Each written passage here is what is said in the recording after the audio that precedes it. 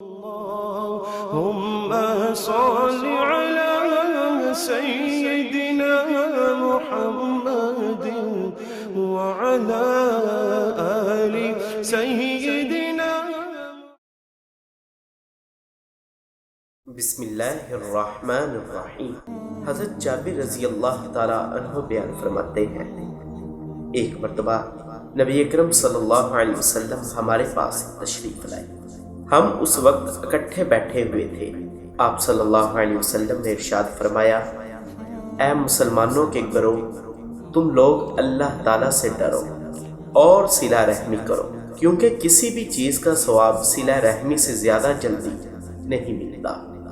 اور تم سرکشی سے بچو، کیونکہ کسی بھی گناہ کی سزا سرکشی سے زیادہ جلدی نہیں ملتی.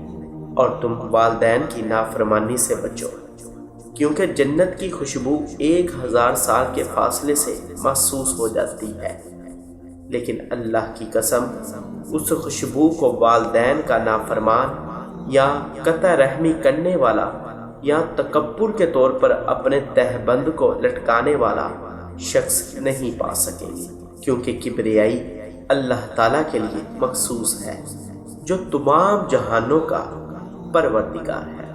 حضرت اغمش رضی اللہ تعالیٰ عنہ بیان کرتے ہیں، حضرت عبداللہ بن مسعود رضی اللہ تعالیٰ عنہ صبح کے وقت ایک حلقے میں تشریف فرما تھے.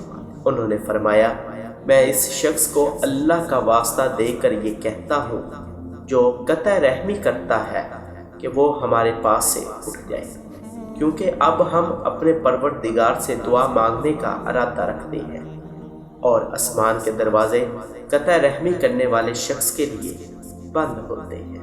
حضرت عبداللہ رضی اللہ تعالیٰ عنہ بیان کرتے ہیں، ہم لوگ نبی اکرم صلی اللہ علیہ وسلم کے پاس بیٹھے ہوئے تھے. آپ صلی اللہ علیہ وسلم نے ارشاد فرمایا، آج ہمارے ساتھ قطع رحمی کرنے والا کوئی شخص نہ بیٹھے.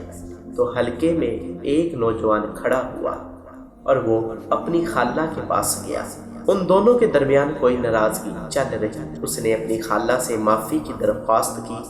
خالہ نے اسے معاف کرنے کے لیے کہا، یعنی انہوں نے ایک دوسرے کو معاف کر دیا.